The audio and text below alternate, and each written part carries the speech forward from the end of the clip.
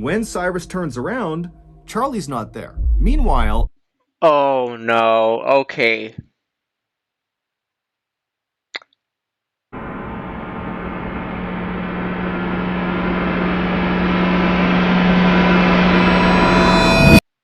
Alright guys, welcome back to another video. Today, we're going to be reacting to tourists snuck into restricted area in Mexico by MrBallen.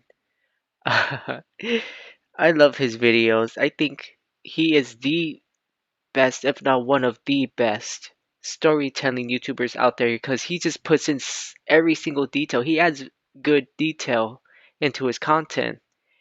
And that's what I love about him. That's what separates him from most storytelling YouTubers out there, and it's very it's very amazing to see that.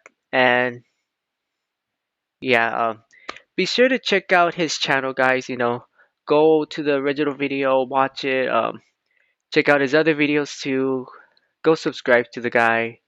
Uh, his Go follow him on any of his socials. I'm gonna be linking those down in the description below, along with the original video.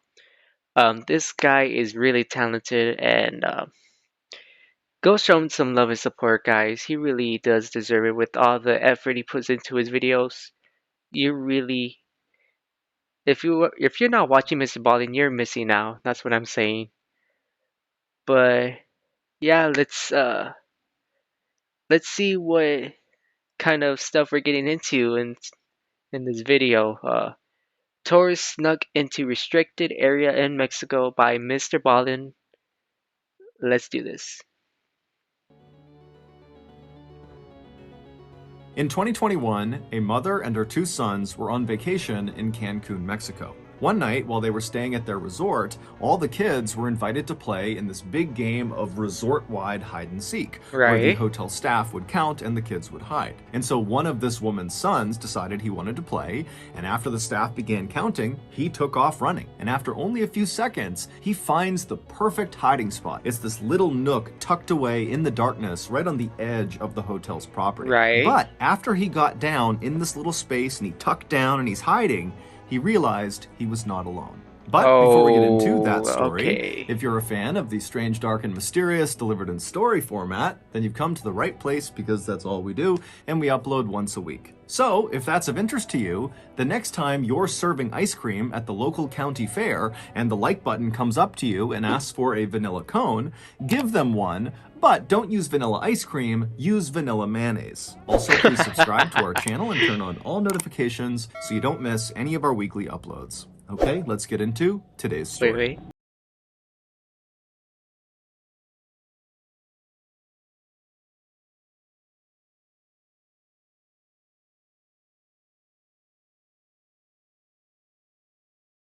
Music, bro. On or around June 10th, 2021, Jennifer Buell and her two sons, 12-year-old Charlie and 7-year-old Johnny, touched down at Cancun International Airport in Cancun, Mexico. The family, who lived in Philadelphia, Pennsylvania, was there for Excuse a me. nice long vacation during the kids' summer break, which had started just a few weeks earlier. After getting off the plane and getting their luggage, the Buell family made their way out of the airport and they hopped on a shuttle that brought them to their resort. Right. They were staying at Club Med Cancun, which is a very popular all-inclusive family resort that's located right at the tip of the Riviera Maya. And the Riviera Maya is just stunningly beautiful. It's this stretch on the western side of the Yucatan Peninsula in Mexico that's basically all white sand beaches and beautiful clear turquoise water. But Club Med Cancun's fabulous location was not the only reason why families loved going there so much. Club Med, the huge hotel company behind this particular resort, is known for their gentils organisateurs. They call them GOs for short, and basically these are staff members employed by Club Med at all of their locations everywhere in the world whose sole job is to make sure the guests staying at their hotels have a truly unforgettable experience experience. And so these Right? really friendly GOs are always walking around these hotels and talking to the guests and pointing them to the different places they can go within the hotel, and they encourage the guests to interact with each other and to participate in resort activities. And so a stay at a Club Med hotel, whether it's Cancun or anywhere in the world, is known to be very upbeat and highly interactive. Okay, that kind of sounds like fun in a way, but that also kind of sounds sus. That I don't know if that's a red flag, but man, if it's my first time going into a hotel and I see those special, what are they called, GOs? I think that's what they're called. I don't know what the abbreviation standard for. I'm gonna have to like go back on that probably, but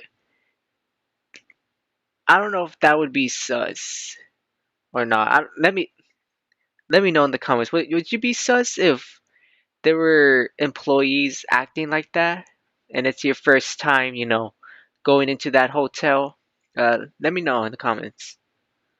So Jennifer and her two sons, they get off the shuttle at Club Med Cancun. They go inside, they get checked in, they make their way to their room, they drop their bags, and then they head out to explore the hotel. And Right? pretty much right away, there were GOs all over the place coming up to welcome them to the hotel and pointing them to the best restaurants, the best places to go swimming, and what activities were coming up that night, and what to look forward to that week. And right away, what stood out to the Buell family, specifically Charlie and Johnny, was the Kids Club / Teens Club. Basically, the GOs organized really fun games and activities just for the kids, depending on what age they were. And so this was really Right. appealing to Charlie and Johnny to go play with other kids. And it was appealing to Jennifer because this would mean she could go off and actually relax because she would have childcare. So, starting that first night and over the next week they were in Cancun, Jennifer made sure they always were around the resort so that the boys could just take off and go hang out with this kids club, teen club whenever they wanted. And so the routine that the Buell family adopted over the course of their vacation was they would get up early, they would go to the white sand beaches right outside of their resort, and then after coming back to the resort, Charlie would almost always cut loose and go hang out for the rest of the day with the kids in the teen club, kids club. And Johnny, he mostly stayed with his mom, but over the course of the day, he would leave and do one-off activities with the club. And then Okay. at 9:15 p.m. at night, the trio would always link up on the pool deck and they would make their way in to see one of the shows that the GOs were putting on, ranging from comedy sketches to circus tricks. And so all in all, the Buell family vacation to Cancun, Mexico was really going as well as it could have been, until a simple game of hide and seek changed everything. Ah.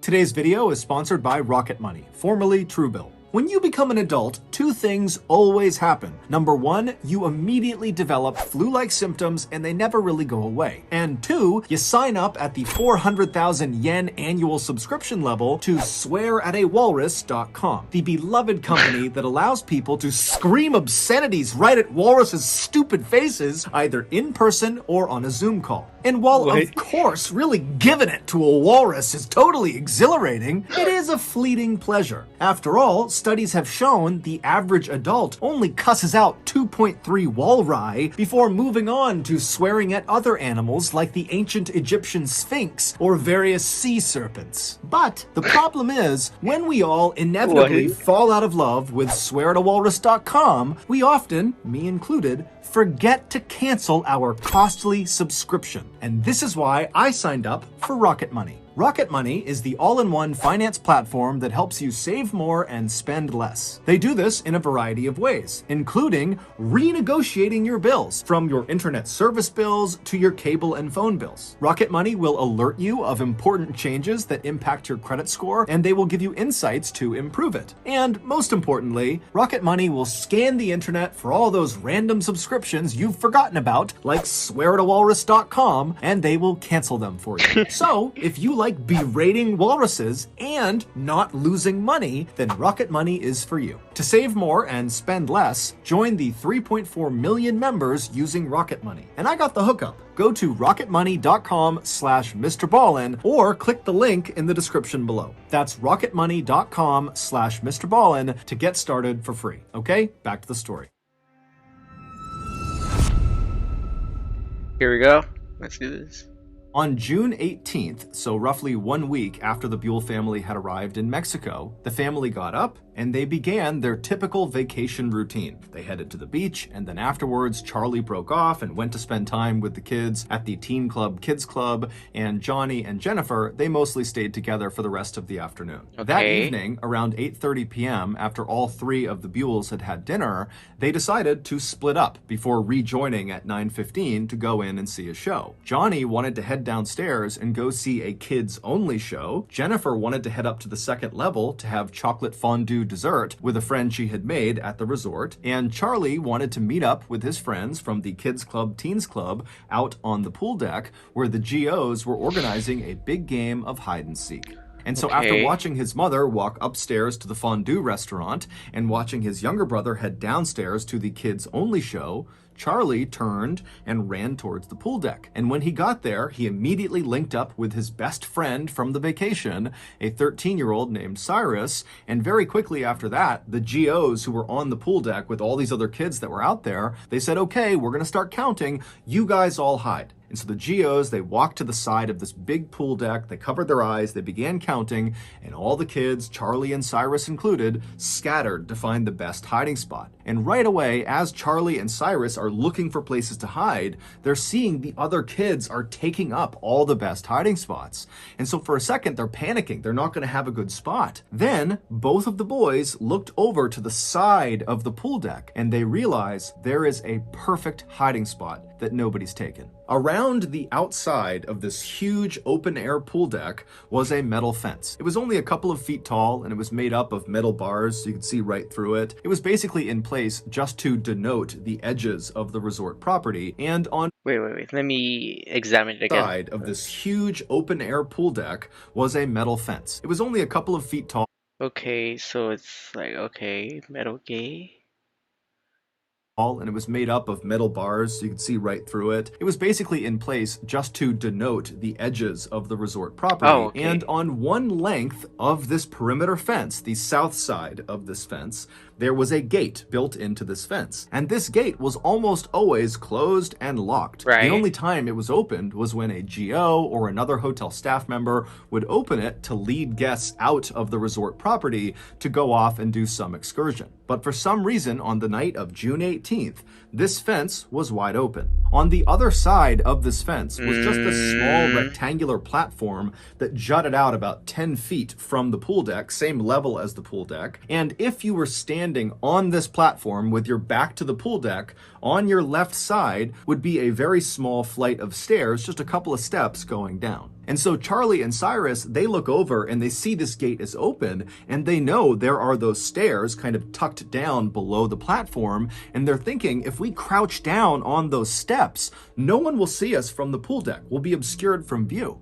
And so Charlie and Cyrus, they run over to the open gate, they go through, they walk down a couple of steps, and they kind of tuck themselves down so they can barely look up and over onto the pool deck to see if anyone's coming, but they can tell there's no way anyone is going to see them unless they literally walk through the gate and are looking down the steps at them. And so Charlie and Cyrus, they're giggling with excitement because they know they have found the perfect hiding spot. And they're listening as the GOs are calling out, okay, ready or not, here we come.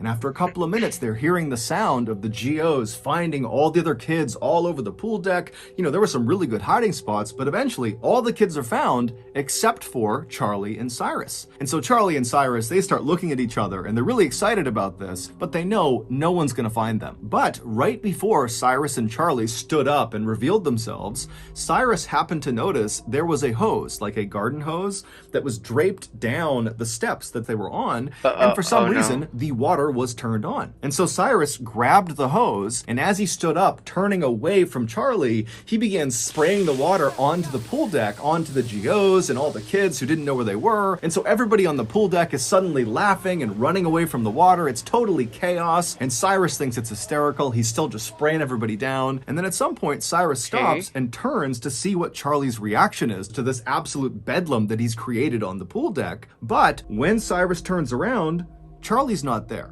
Meanwhile, Oh no. Okay.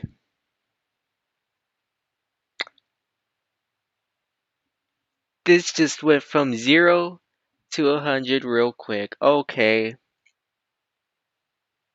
What do you do at that moment?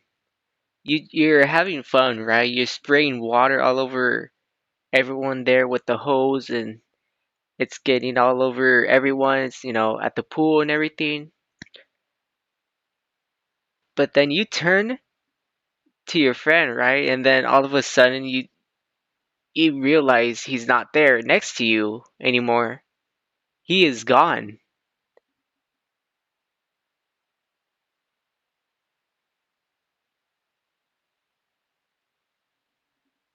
I would Oh boy. Oh no, no, no.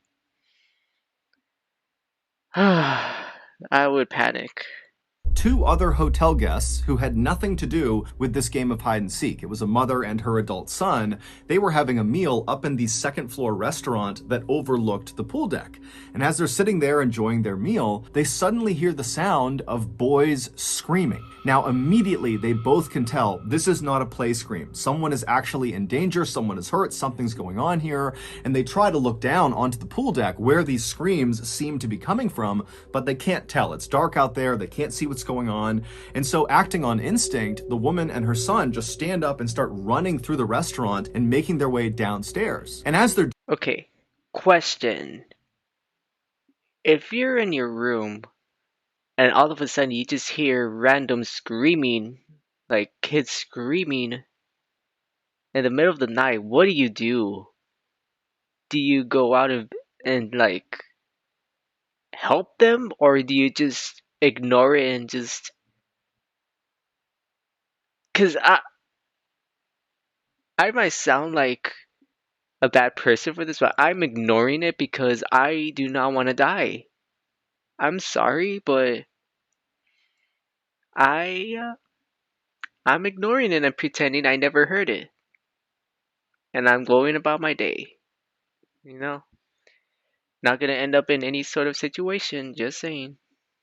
doing this, the woman's husband actually sees her charging through, and he, along with two other boys that happen to be near him, just start running after them, knowing that whatever's going on, it's bad, so they have to go help. And so when these five people get down to the pool deck, they hear the sound of the boys screaming again, and they can tell it's coming from that open gate, that platform area where Charlie and Cyrus had been hiding. And so these five people charge through the still open gate, they go out onto this platform, and they look down the little flight of stairs, and they see Cyrus. They don't see anybody else on the platform. It's just this one boy, and he looks totally shaken up, totally hysterical, and it's clear he is one of the boys that was screaming. And then before they could even ask him what was going on, they hear a sound coming from somewhere below the steps, and they all turn, and literally out of the darkness, Charlie just suddenly emerges, and he looks up at the adults and just says in a very calm voice, "Save me, save me." This normally completely off-limits, fenced-off platform that jutted out past the pool deck where the boys were hiding, that was actually a dock that sat over a swampy lagoon, and underneath that dock was a nest of crocodiles. And when Cyrus and Charlie were on that lower step, the crocodiles had noticed them, and when Cyrus had stood up and begun spraying the water, Oh, okay.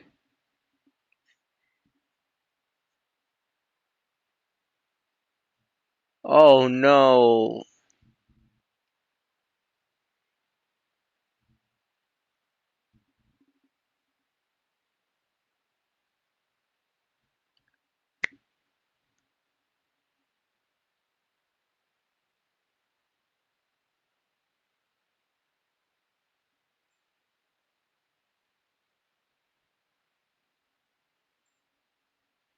Well, what are you gonna do in that situation? What are you doing? If there's crocodiles in the water, what are you doing?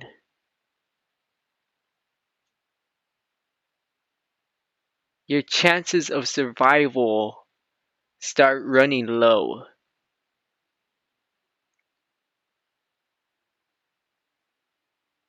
Oh boy, man.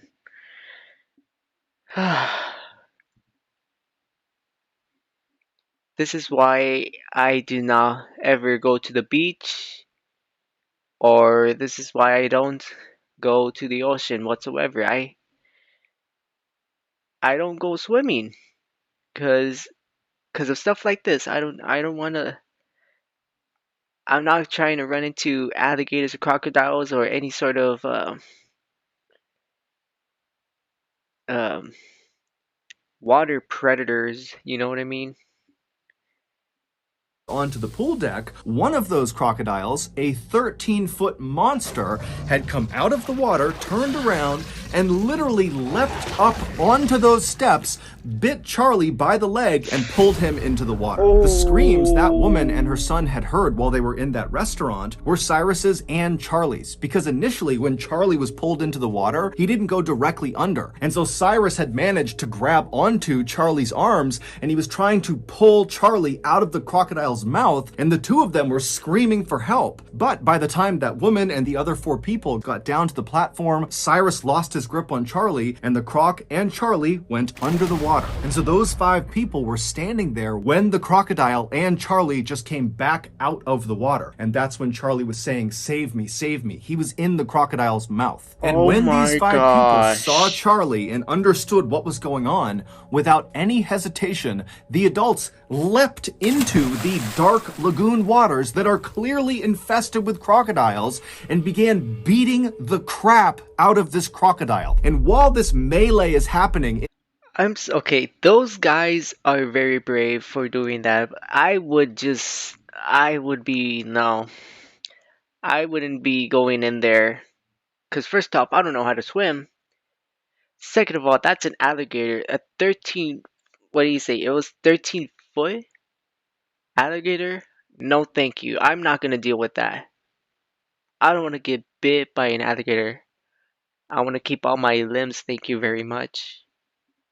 in these dark, murky lagoon waters with crocodiles everywhere, someone had gone into the fondue bar and told Jennifer, "Your son's being attacked by a crocodile." And she instantly leapt up and just ran across the restaurant, knocking anything over that was in her way. And finally, she got downstairs to the pool deck. She went through that gate out to that platform, and she saw her boy. Charlie was laying on his back, surrounded by totally frantic and hysterical adults. Charlie's leg looked like it had been through a meat grinder. But Uh, Charlie was awake and he was talking to the adults near him. In the time it took Jennifer to run through the restaurant and get down to the pool deck, those adults who had leapt into the murky lagoon water to fight with this crocodile had literally beaten it so badly that it released Charlie. And according to the people who watched this happen, this crocodile was putting up an unbelievable fight. It was whipping its head side to side, tearing into Charlie's leg. It kept pulling Charlie deeper and deeper into the water, and these adults just didn't stop. They were yanking on this crocodile, punching its eyes, gouging its eyes, and finally it worked. When Charlie was finally pulled to safety and was laying on the dock, he was in rough shape, and no one knew if he was going to survive or not. But luckily, there just happened to be a trauma nurse who was staying at the resort who came outside. She assessed the situation and she took charge. She stopped the bleeding in his leg, and she stayed with him and kept him calm until paramedics finally arrived. Charlie would be rushed to the hospital where he would immediately undergo several surgeries that would save his life. Also, surgeons were able to miraculously save his leg. Initially, it seemed like he might have oh to have it man. amputated. As for Club Med, their response to this incident was enormous. Wow. I'm just glad that he survived that and he didn't need any sort of amputation, you know. God was really on his side in this, you know. Man.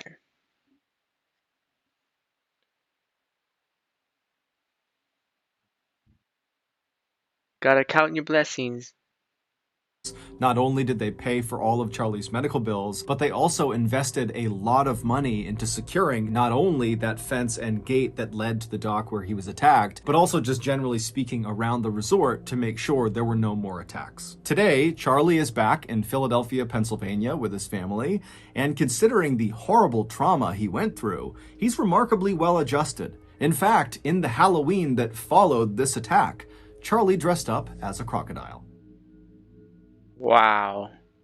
So that's going to do it. If you got something out of this episode and you haven't done this already, the next time you're working at the local county fair selling ice cream and the like button comes up to you and asks for a vanilla ice cream cone, sell it to them, but replace the vanilla ice cream with vanilla mayonnaise. Also, please subscribe to our channel and turn on all notifications so you don't miss any of our weekly uploads. We have a podcast called the MrBallen Podcast that puts out brand new, never before heard stories on Monday mornings and remasters of our best YouTube videos on Thursday mornings. Currently, that podcast is available everywhere, but starting on November 1st of this year, our podcast is going to be shifted exclusively to Amazon Music. We now have a registered 501c3 charitable organization called the MrBallen Foundation that makes it as easy as possible for you to join me, my family, and my team in supporting those whose lives have been most impacted by violent and heinous crimes. Monthly donors to the MrBallen Foundation Honor Them Society will receive free gifts and exclusive invites to special live events. But the real reward